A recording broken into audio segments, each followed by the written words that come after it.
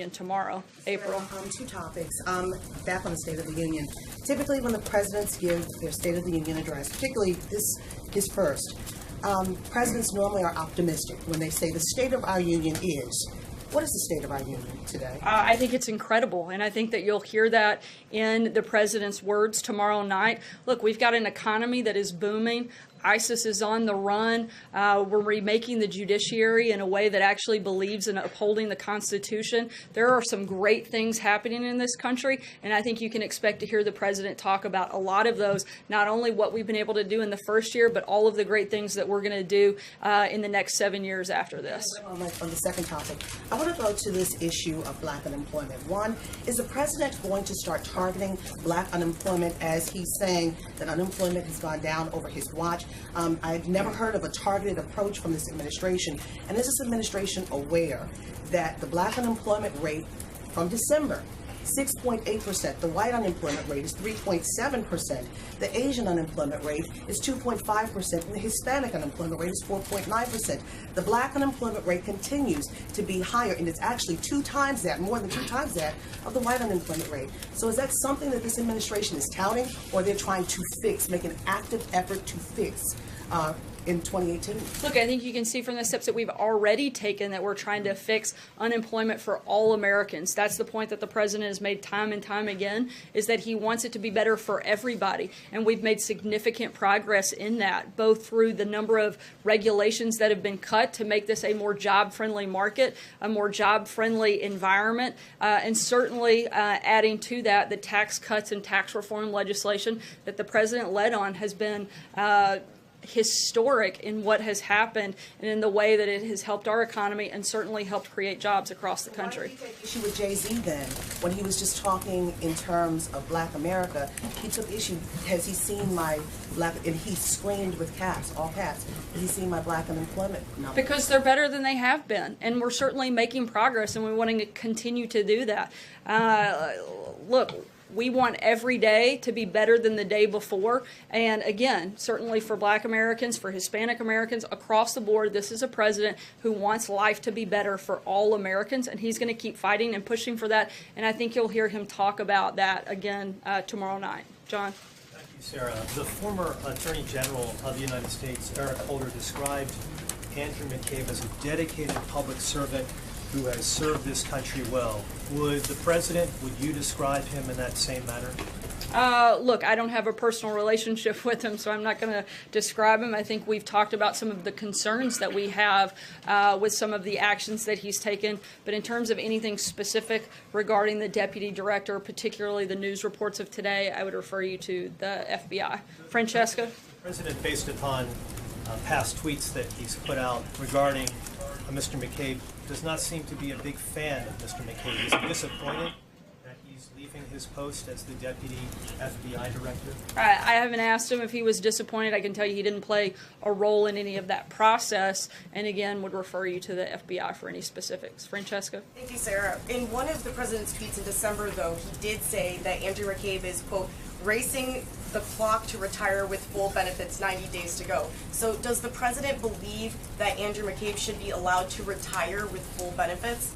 Again, I would refer you to the FBI for any specifics around the news of today of his stepping down. I have a question about the State of the Union. You mentioned who was going to be in the First Lady's box at the State of the Union.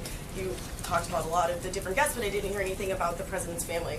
Can you say which of the president's family members will be there? And can you also potentially preview for some of the travel that the president might take? Usually the president takes travel to push his agenda afterwards.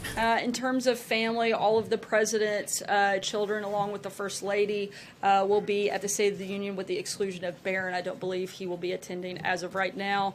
And in terms of travel, we will keep you posted on any scheduling announcements that we have over the week. Margaret. Thanks, Sarah. I want to ask you a question about the 5G network, but also before I do that, Treasury is set, I believe the deadline is today, to release 2 Russia related reports in Congress. Can you tell us whether that's actually going to happen today and whether the names on the oligarchs list will be public and on the impact on sanctioning will portions of that be public also? We do expect the reports today, and I would refer you to the Department of Treasury for any specifics on that as that happens. So if that's something you guys can coordinate, that would be really helpful. On 5G... We're coordinating, and I'm telling you that they're taking the lead, and for questions specific to it, you should reach out to the Department of Treasury in terms of timing. I'll let them know that you said they can tell us. On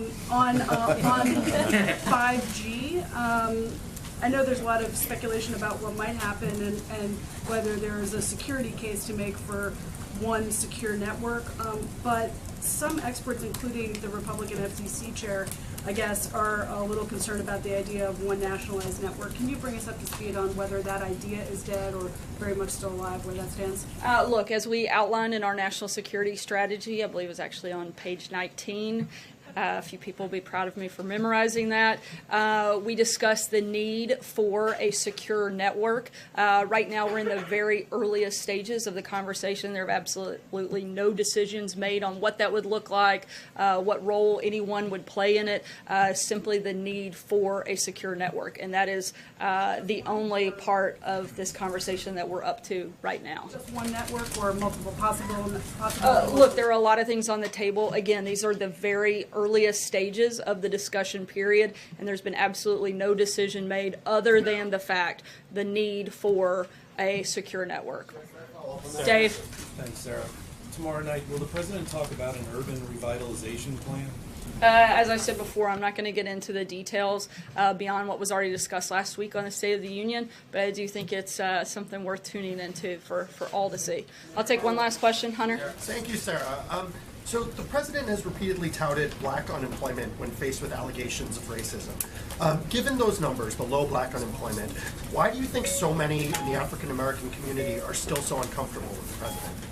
That's a question you would have to ask them, but we hope and pray and expect to spend every day working to build a greater relationship within that community. And as I said before, with all Americans, this is a president who wants to lead for everybody. He's not looking to lead for any one person, any one group, but he wants to be the president of the United States. And I think that if you look at the policies that he has enacted over the first year, you can see that he's doing exactly that. He's building an economy that helps every American. He's cutting regulations that help every American. He's helping put ISIS on the run, which helps on the safety and security of all Americans. He's helping secure the border. He's helping to put an end to loopholes in our failed immigration system. All of those things benefit all Americans. That's what this president is focused on, and that's what we've done in our first year, and that's what we look forward to doing in the next 7 years.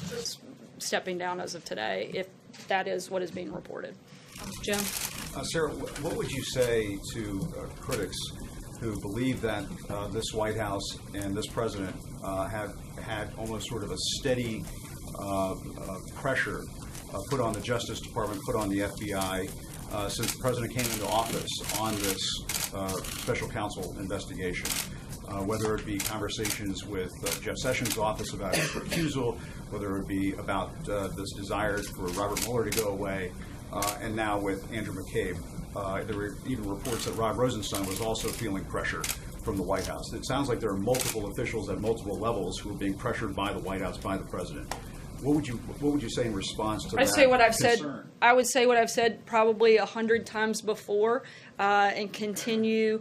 We'll say I'm sure 100 times today that the White House has been fully cooperative and is going to continue to be fully cooperative. In fact, we've gone above and beyond many times and certainly done everything that we could. The White House has provided over 20 witnesses and tens of thousands of pages of documents to the special counsel. We have done everything we can to be fully transparent, and we're going to continue to do that throughout the process. But what about this notion that the president has been applying pressure for months, steady pressure? The only thing that the president has applied pressure to is to make sure we get this resolved so that you guys and everyone else can focus on the things that Americans actually care about. And that is making sure everybody gets the Russia fever out of their system once and for all, that you are all reminded once again there was no collusion, and that we can move forward to focus on things like national security, the economy, and solving the immigration crisis that we have here in our country. So no obstruction of justice, nothing improper, nothing inappropriate here at all whatsoever from the president since he came into office when it comes to this investigation? No, and I think we've been pretty clear on that. Stephen?